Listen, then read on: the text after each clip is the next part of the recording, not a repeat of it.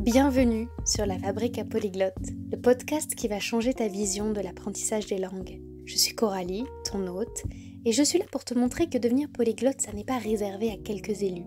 Si tu as déjà rêvé de parler plusieurs langues couramment, alors tu es au bon endroit. Ici, nous allons briser les mythes de l'apprentissage des langues.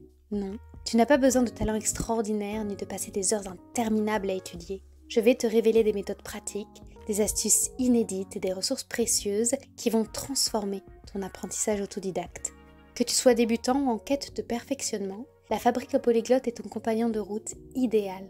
Alors prépare-toi à explorer le monde des langues avec un nouveau regard et abonne-toi dès maintenant pour ne rien manquer de cette aventure multilingue.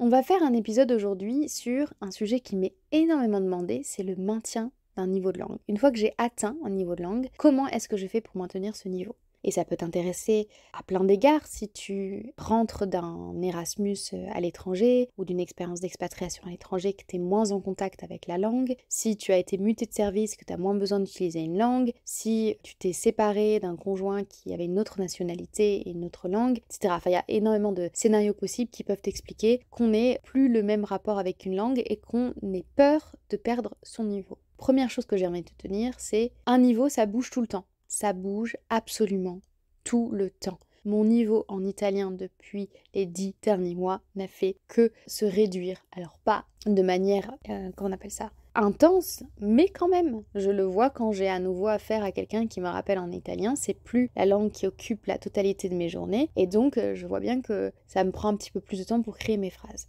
Donc ça bouge tout le temps. Imagine un petit peu, j'aime qu'on fasse des parallèles parce qu'il faut qu'on casse l'imaginaire des langues avec celui de l'école et qu'on le rattache à d'autres compétences qui relèvent de la pratique. C'est comme pour le sport. Et ce parallèle avec le sport, il nous permet de comprendre une chose, c'est-à-dire que si je m'entraîne physiquement pour un sport donné, je sais que si je m'arrête de faire des entraînements, je reprendrai à un niveau plus bas que celui auquel je me suis arrêtée. C'est pareil pour les langues. Si j'apprends une langue, je sais que si je m'arrête, je reprendrai à un niveau plus bas que celui auquel je me suis arrêtée. Et notre frustration peut venir de ce que l'on pense que, je me suis arrêtée à tel niveau, donc si je reprends, je suis exactement à ce niveau-là, et non. On va expliquer un petit peu plus en détail les mécanismes qui expliquent cela, mais c'est juste quelque chose qui est un fait, c'est pas dramatique, et il faudra le prendre en compte quand on choisira de réactiver cette langue, en y allant progressivement et en repartant à un niveau plus bas que celui auquel on s'est arrêté.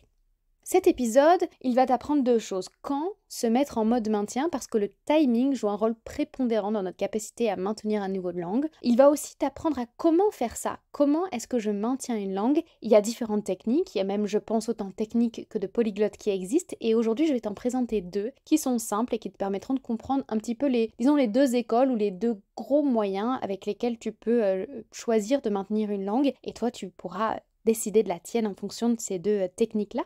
D'abord, quelques définitions pour être certain qu'on parle tous de la même chose. On considère le fait de maintenir une langue comme l'objectif de garder un niveau de langue ou de conserver nos compétences et habilités dans une langue donnée. Il y aurait 1000 moyens de définir un niveau de langue. Mais on va dire que la plupart des gens considèrent que maintenir une langue, c'est conserver le nombre de mots de vocabulaire que l'on connaît et le nombre de structures grammaticales que l'on sait maîtriser. Donc ça va être ça notre objectif dans le fait de maintenir un niveau de langue, ça va être le fait de maintenir de manière active ou passive un certain nombre de mots de vocabulaire acquis, de savoir les comprendre et les utiliser, et ensuite d'être capable de comprendre et de maîtriser un certain nombre de structures grammaticales. On va commencer par la question la plus importante qui est la question du timing parce que beaucoup de choses se jouent là-dessus. Le monde polyglotte a plein d'idées divergentes sur plein d'aspects des langues. Il y a vraiment des tas de conflits sur tel ou tel aspect de l'apprentissage des langues. Mais une des idées communes à la quasi-totalité des polyglottes, et c'est aussi quelque chose que j'ai personnellement expérimenté, c'est que si on abandonne une langue à un niveau débutant avant d'avoir consolidé un bon niveau intermédiaire, disons un niveau B2, si on s'arrête à un niveau débutant, on oublie cette langue. Et je pense qu'on est beaucoup à avoir oublié des choses qu'on a appris au collège parce qu'on n'a pas consolidé cet apprentissage. Alors, j'ai pas envie de faire tout un blabla scientifique, mais plus on répète des connexions neuronales, plus elles sont fortes dans notre cerveau. Et si on s'arrête avant que ces connexions elles soient faites, elles soient ancrées, ça se détruit parce que ton cerveau, il est bien foutu, il utilise ce dont il a besoin et ce dont il n'a pas besoin, il le perd, il l'enlève. Et donc, la première chose à faire, c'est de se dire, ok, j'en suis où avec ma langue que je veux mettre en mode maintien, c'est-à-dire pour laquelle je n'ai plus le temps et l'énergie de pratiquer un système d'acquisition ou un système d'apprentissage lourd, intense, j'ai besoin de travailler beaucoup moins, j'ai besoin de conserver mon niveau mais je ne peux pas y accorder du temps et de l'énergie. D'abord, si je suis à un niveau A2, B1, c'est trop tôt pour le faire. Il faut continuer, il faut persévérer parce que ça ne peut pas se faire maintenant avec le risque de perdre tous ses acquis.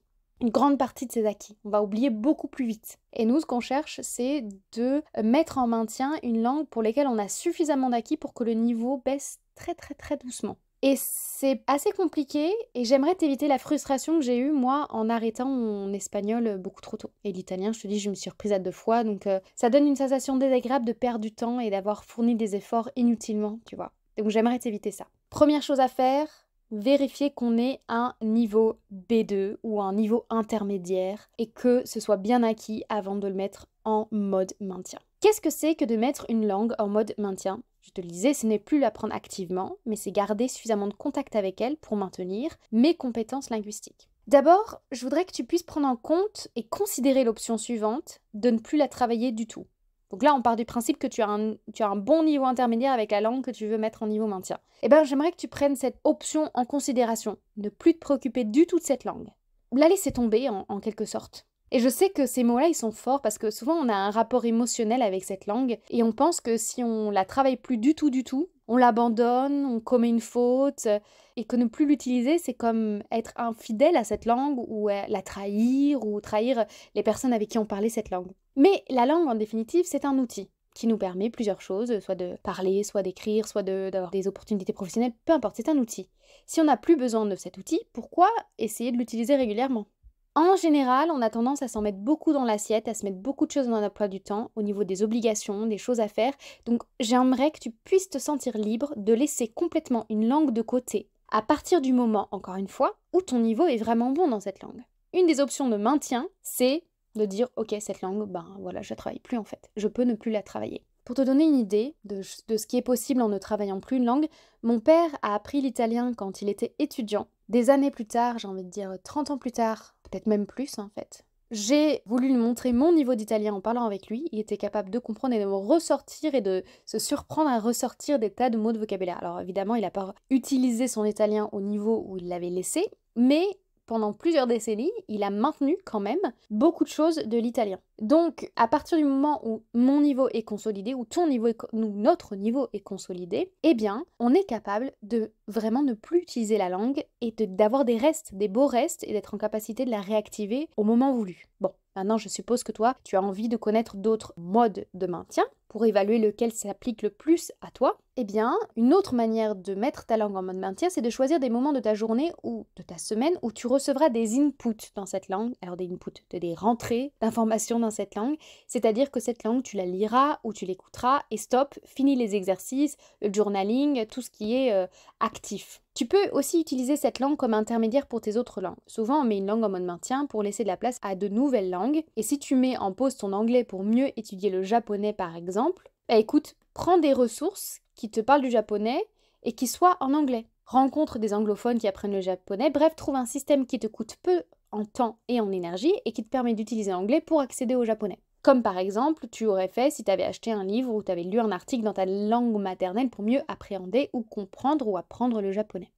Tu perdras inexorablement en niveau de langue, pour l'anglais ou pour cette langue que tu mets en mode maintien. Mais c'est un niveau que tu pourras retrouver relativement facilement en le réactivant, je te le disais. Et n'aie pas peur de lâcher.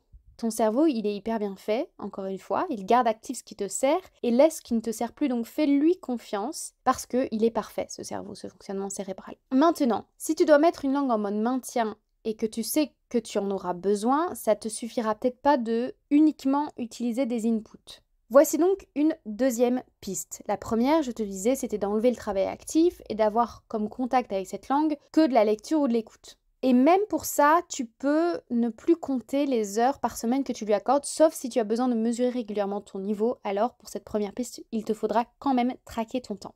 La deuxième option, elle consiste non plus à utiliser de l'input, mais de l'output, c'est-à-dire de l'actif et pas du passif. mais de réduire le temps que tu lui accordes. Et de ne plus chercher à étendre ton vocabulaire et ton niveau. Donc, tu peux te fixer 15 minutes par jour, par exemple. L'épisode avec Léa English et son approche minimaliste peut t'intéresser. Évidemment, tu prends pas dans ce qu'elle nous a raconté la notion d'étendre son vocabulaire, etc. Là, tu cherches pas à faire mieux, tu cherches à utiliser ce que tu as déjà en stock. Je vais te mettre dans la description de cet épisode le lien vers l'épisode avec Léa English. Et tu peux utiliser ces 15 minutes journalières dans un mode qui peut te permettre de créer toi-même tes phrases. Donc soit à l'écrit avec la technique de journaling décrite par Léa English, soit en conversant avec des natifs, par écrit ou par oral, par note vocale ou directement en visio ou directement avec un appel téléphonique. Et en fait, c'est de créer du contenu, des phrases, va te permettre d'être dans l'activation de ton savoir. Donc ton cerveau, il va être en train d'essayer de piocher dans tout ce que tu connais pour activer. Et c'est un bon moyen de conserver ces connexions neuronales associées à cette langue. Donc en gros, c'est créer avec cette langue. Tu peux aussi avoir un compte dans cette langue-là sur les réseaux sociaux. Dans tous les cas, prends en compte ton projet personnel avec cette langue. Je te rappelle qu'une langue, elle couvre 4 dimensions: l'écoute ou la compréhension orale, la lecture ou la compréhension écrite, la parole ou l'expression orale, et enfin l'écriture ou l'expression écrite. Ton niveau diffère toujours dans ces 4 sphères et tu dois tenir compte dans ton choix de mode de maintien de tes objectifs avec cette langue, ce que tu souhaites pouvoir en faire, les compétences qui te sont les plus utiles, sachant évidemment qu'il y a des transferts de compétences entre ces 4 domaines, mais ça sera pour un prochain épisode. Mes 2 pistes sont, je te le répète, 1. Opter uniquement pour du passif. D'ailleurs, j'ai un épisode qui est dédié là-dessus, sur l'apprentissage passif, qu'est-ce que c'est ? Si c'est une notion qui est un peu floue pour toi, que je te mets aussi dans la description de cet épisode pour que tu puisses y accéder facilement. Donc, lire ou écouter dans cette langue en faisant des choses que tu aurais fait naturellement dans ta journée pour pas te prendre du temps et te prendre le moins d'énergie possible.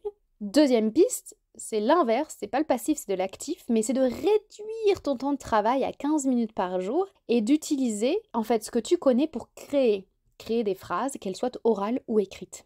D'ailleurs, ce deuxième mode, il est très utile si par exemple tu fais des efforts d'immersion pour une autre langue. Mettons que tu as un voyage au Japon qui soit prévu dans 6 mois, que tu passes le max de ton temps libre à écouter ton contenu en japonais, que donc tu es déjà tellement d'input dans ta journée que tu n'as plus d'espace mental disponible pour faire la même chose avec la langue que tu veux mettre en mode maintien, alors à ce moment-là, ce qui semble le plus adapté pour toi, c'est d'utiliser la seconde technique pour conserver, on va rester sur le même exemple du japonais et de l'anglais, ton anglais en ravivant tes connexions avec cette langue 15 minutes par jour. Ou alors, carrément, de mettre ton anglais en pause pendant 6 mois et de rien faire sur ça. Je veux que ce soit une option que tu puisses prendre en compte. Le maintien, dans tous les cas, ça doit te demander le minimum d'effort. J'aimerais aussi te renvoyer vers l'épisode sur la mutualisation qui peut te permettre de faire une langue tout en faisant une autre activité. Donc ça s'applique pour la piste numéro 1, la piste de comment j'insère des moments d'apprentissage passif dans ma journée. Dans tous les cas, tu dois presque oublier que tu utilises une deuxième langue. Ça doit être ancré, ça doit être simple, ça doit être ludique et pour ça, tu dois réfléchir en termes d'habitude plus qu'autre chose. Pour t'aider à penser les mécanismes de l'évolution de notre niveau de langue, je vais essayer de faire en sorte qu'on puisse prendre un moment pour réfléchir à notre propre langue maternelle. Ton niveau de langue dans ta langue maternelle change. Alors évidemment, les échelles ne sont pas du tout les mêmes entre ta langue maternelle que tu as appris depuis ta naissance, pour lequel tu connais un nombre de mots de vocabulaire beaucoup plus grand que pour tes langues secondes, enfin tes langues étrangères. Mais ces mécanismes-là, ce sont les mêmes en fait, voilà, à différentes échelles. Et donc j'aimerais qu'on pense à l'évolution de notre langue maternelle et à comment ces 2 options que je viens de te décrire, elles peuvent impacter notre langue maternelle. Je me souviens que petite, je lisais énormément et que j'avais un vocabulaire hyper riche, hyper varié parce que je lisais beaucoup. Je lisais beaucoup et je me fichais de la qualité de ce que je lisais. Je lisais ce qui me tombait par la main, ce qui me plaisait, ce qui me passionnait. Pour te donner un peu un exemple de mon niveau de langue, je me souviens que quand j'étais en 6e, en première année d'école secondaire, pour ceux qui nous écoutent depuis l'étranger, pour qui la 6e ça parle peut-être pas, donc à l'âge de 11 ans, 12 ans, et la première journée de cours, je dois demander à aller aux toilettes, je lève la main et la phrase que je sors pour obtenir le droit d'aller aux toilettes, c'est « Madame, auriez-vous l'obligeance de m'autoriser à me rendre aux toilettes ?» Et c'était la phrase la plus naturelle qui était pour moi à ce moment-là.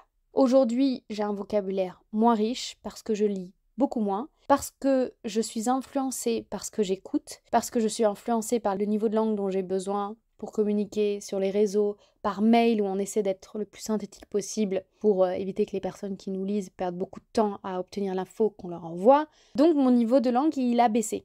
Parce que je lis aussi quand même un peu, mais des livres en langue étrangère ou des livres de non-fiction, comme des livres de dev perso ou des livres pour s'organiser ou des livres pour t'enseigner une compétence. Et c'est des livres pour lesquels il y a beaucoup moins de temps de conjugaison qui sont utilisés, des structures grammaticales uniquement tournées à la forme active et pas passive, des choses simples, des phrases courtes. Voilà, je suis plus en train de lire Proust comme je lisais quand j'étais petite, tu vois. Plus on est entouré, on est hyper en train d'absorber le contenu et les formes du contenu qu'on lit ou qu'on écoute, ça va jouer sur notre niveau de langue. Et donc notre propre langue maternelle, c'est quelque chose qui a des variations de niveau. Je parle moins que quand j'avais 12 ans, alors que j'ai 20 ans de plus.